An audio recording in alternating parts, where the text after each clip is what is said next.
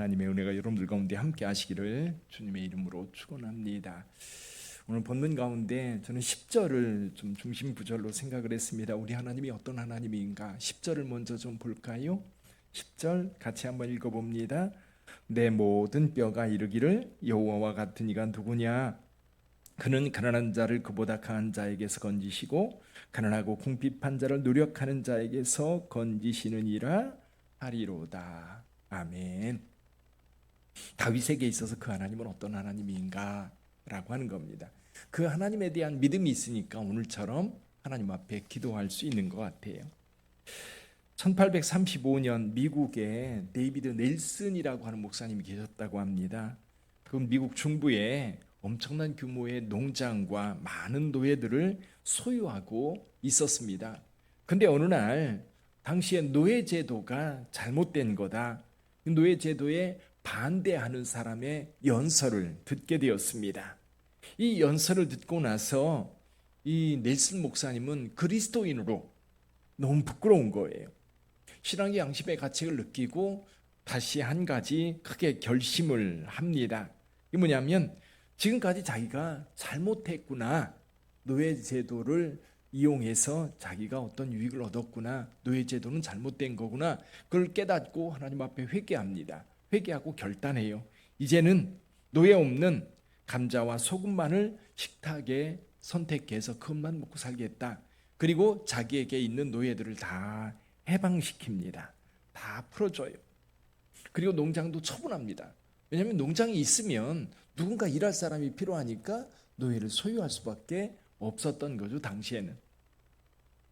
근데 문제는 이렇게 신앙을 따라서 실천하고 행동했던 것, 이것이 주위에 있는 사람들에게 환영을 받는 게 아니라 오히려 많은 노예를 소유하고 있던 주변의 농장주들에게 원수가 된 겁니다.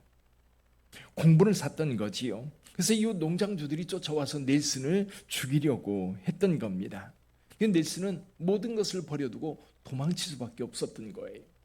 도망을 갔는데 도망을 가다 보니까 앞에 미시시피 강이 이렇게 강력하게 굉장히 빠른 속도로 소용돌이 치면서 흘러가고 있는데 이 양쪽 강둑에 이렇게 엎드려 숨어 있는 겁니다. 근데 거기까지 누가 쫓아왔어요? 이 농장주들이 넬슨을 죽이려고까지 쫓아왔던 겁니다. 이게 숲속에 가만히 숨어서 보니까 미시시피 강이 있는데 저 건너편에 자기를 맞아줄 친구가 있는 집이 아련하게 보이는 겁니다. 그 와중에 이 넬슨 목사님이 버뜩 하나님의 은혜가 임했던 거예요. 수첩을 꺼내서 시를 씁니다. 그 시가 세월이 흘러가는데 그 찬송에 세월이 흘러가는데 나그네 된 나는 그 찬송을 기록하면서 지금 내가 엎드려 숨어있는 땅은 지금 이 땅이고 미시시피 강은 죽음의 강, 그리고 건너편에 친구 집은 하나님이 계신 영원한 하나님의 나라. 그 상황에서 시를 썼던 거지요. 그래서 찬송을 기록해서 오늘 우리가 부르는 찬송이 되었습니다. 근데 이 넬슨 목사님 분명히 그는 선을 행했어요. 그렇죠? 노예 제도가 잘못된 것을 알고 노예 해방을 했을 뿐만 아니라 자기 재산도 다 처분하고 그렇게 하나님의 말씀을 따라 살려고 했는데 문제는 그 주변에 있는 사람들이 그를 원수로 여기고 죽이려고 달려들었다. 여러분, 우리가 그리스도인으로 세상을 살아갈 때 그럴 때가 종종 있어요. 여러분, 어제 우리가 주일 말씀을 나누는 것도 그 얘기거든요. 지금 우리가 세상에서 선을 행하고 의를 행하면 분명히 세상 사람들이 박수 쳐주고 인정해주고 그리고 좋아해야 되는데 오히려 세상은 그리스도인들이 선을 행하고 의를 행하는 것에 대해서 오히려 방해하고 오히려 악으로 갚는 그런 일들이 벌어지는 거예요. 오늘 본문의 말씀이 바로 그겁니다. 다윗 같은 경우 자기가 뭔가 잘못한 게 없어요. 그런데 자기를 죽이려고 달려드는 사람들을 볼 때에 어떻게 할 수가 없는 겁니다. 그래서 하나님의 백성들 이웃에게 선을 베풀며 살아가는 것이 마땅하고 당연히 그렇게 살아가는데 오히려 선을 행하는 주의 백성들을 공격하고 죽이려 하는 그런 상황들이 이 땅에 벌어지고 있다는 겁니다. 까닭 없이 공격을 당할 때 어떻게 해야 될까? 까닭없이 나를 욕하고 모함하고 죽이려 하고 달려드는 사람들 어떻게 해야 될까? 맞짱 더 싸워야 될까? 그건 아니잖아. 근데 오늘 본문의 말씀 한번 볼까요? 하나님 앞에 다윗이 1절부터 보면 이렇게 하나님 앞에 기도합니다. 1절부터 6절까지 한번 같이 읽어보죠. 같이 읽어봅니다. 여호와여, 나와 다투는 자와 다투시고 나와 싸우는 자와 싸우소서. 방패와 손방패를 잡으시고 일어나 나를 도우소서. 창을 빼사 나를 쫓는 자의 길을 막으시고 또 내 영혼에게 나는 내 구원이라 이르소서. 내 생명을 찾는 자들이 부끄러워 수치를 당하게 하시며 나를 상해하려 하는 자들이 물러가 낭패를 당하게 하소서. 그들을 바람 앞에 겨워같게 하시고 여호와의 천사가 그들을 몰아내게 하소서. 그들의 길은 어둡고 미끄럽게 하시며 여호와의 천사가 그를 뒤쫓게 하소서. 이 다윗은 하나님 앞에 기도밖에 할 게 없습니다. 그들과 맞짱 둬서 싸우는 게 아니에요. 왜냐하면 다윗은요, 그들이 원수처럼 달려들어서 나를 죽이려고 할 때 원래 다윗은 그들을 향해서 무엇을 했습니까? 어떻게 행했습니까? 여기 13절을 한번 볼까요? 13절과 14절을 한번 읽어보지요. 나는 그들이 병들었을 때에 굵은 베옷을 입으며 금식하여 내 영혼을 괴롭게 하였더니 내 기도가 내 품으로 돌아왔도다. 내가 나의 친구와 형제에게 행함같이 그들에게 행하였으며 내가 몸을 굽히고 슬퍼하기를 어머니를 곡함같이 하였도다. 그들이 어려움 당할 때 기꺼이 가서 내 고통, 내 아픔, 내 형제들, 내 친구들이 고통당하는 것처럼 가서 살펴주고 같이 슬퍼하고 같이 아파하면서 마음을 나누었던 겁니다. 근데 문제가 뭐예요? 15절 이렇게 얘기합니다. 그러나 내가 넘어짐에 그들이 기뻐하여 서로 모이며 불량배가 내가 알지 못하는 중에 모여서 나를 치며 찢기를 마지 아니하도다. 이게 그리스도인들이, 하나님을 믿는 백성들이 세상을 살아갈 때 겪는 어려움인 것 같아요. 우리가 의를 행하고 하나님의 말씀을 따라 살아갈 때에 사람들이 박수 쳐주며 격려하는 게 아니라 오히려 그들이 아플 때 우리는 가서 도와주고 돌봐줍니다. 힘들 때 힘이 되어줍니다. 같이 슬퍼해줍니다. 그게 사람 사는 세상이잖아요. 근데 문제는 오히려 내가 힘들어지니까 오히려 그들이 달려들어서 나를 더 해롭게 하고 이상한 말 만들어가지고 퍼뜨리고 그리고 나를 고통스럽게 하는 상황인 것. 자, 보세요. 내가 그들에게 선을 베풀었는데 그들이 악으로 다가올 때에 그러면 내가 베푼 게 그게 이거지요. 주님께서 말씀하셨어요. 오른밤을 치는 자에게 왼밤도 돌려대라. 근데 내가 분명히 선을 베풀었는데 상대방이 악으로 나올 때 같이 일어서서 맞짱을 떠 싸운다면 아마 내가 지금까지 행하였던 모든 선은 다 숲으로 돌아가요.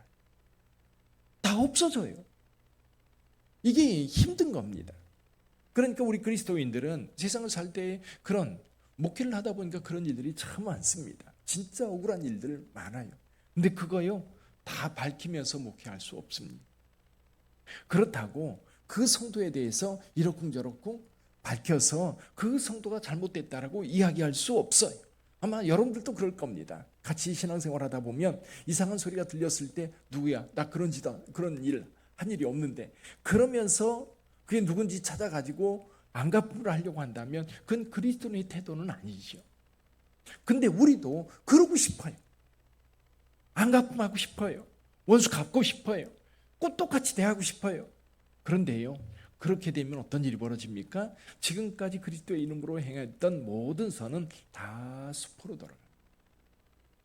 우리가 복음을 전할 때도 마찬가지예요. 초대교회 그리스도인들 복음을 전할 때 복음 전하는 것 때문에 박해받습니다. 박해받고 어려움을 당할 때에 재산 다 뺏겼을 때 내가 그들과 싸워서 이기려고 나서면 복음 전파는 안 되는 거예요.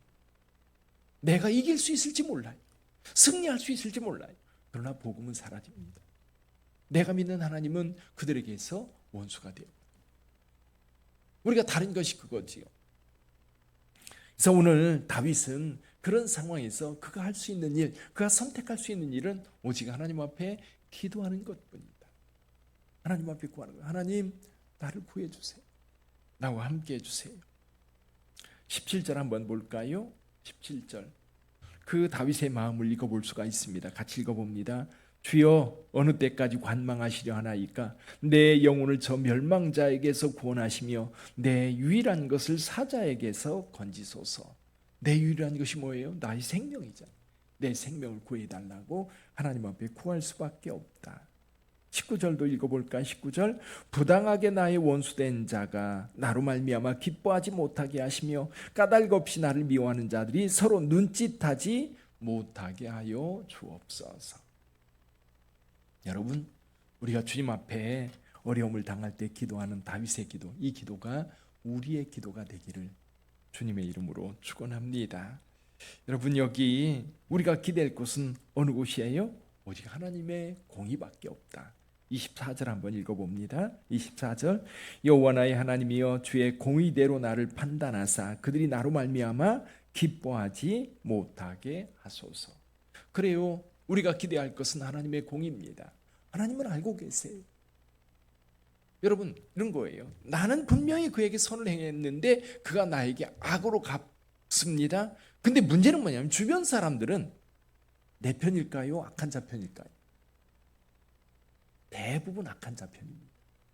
왜? 내가 선을 행한 것은 안 보거든요.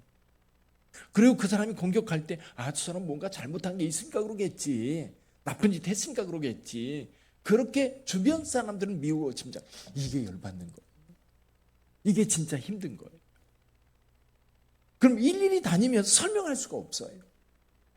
이때 속상하고 힘들고 그러니까 하나님 앞에 울부짖는 거예요. 그죠? 기도할 수밖에 없는. 하나님, 어느 때까지 이렇게 내버려 두실 겁니까?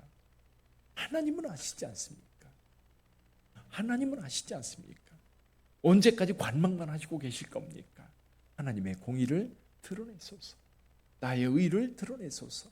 악한 자가 자기가 승리했다라고 말하지 못하게 하옵소서. 근데 결론적으로 보면요, 이 악을 행하는 사람, 선을 악으로 갚는 사람들, 잘 사는 사람들 없어요. 여러분 주변에 가만히 보세요. 그래도 하나님의 의를 따라 살려고 하는 자들은 하나님이 보호하시고 하나님이 지켜주십니다. 우리가 그렇게 하나님을 의지하고 기도할 수 있는 것, 그 근거가 뭐예요? 우리가 아까 읽었던 10절 말씀입니다. 10절 다시 한번 읽어봅니다. 내 모든 뼈가 이르기를 여호와와 같은 이가 누구냐? 그는 가난한 자를 그보다 강한 자에게서 건지시고 가난하고 궁핍한 자를 노력하는 자에게서 건지시느니라 하리로다. 할렐루야. 공의로우신 하나님, 가난한 자들의 하나님, 버려진 자의 하나님, 그 하나님께서 오늘도 저와 여러분들과 함께 하시는 줄 믿습니다. 그 하나님을 의지하면서 오늘도 승리하시기를 바랍니다. 세상 사람과 똑같이 맞짱뜨며 사는 게 아니라 내 의를 지켜가고, 내 의를 누가? 우리 하나님의 의가 내 의를 지켜주시고 보호하시며 선하게 이끄실 줄 믿습니다. 믿음으로 하루를 살아가는 복된 하루 되기를 다시 한번 축원합니다. 기도하겠습니다.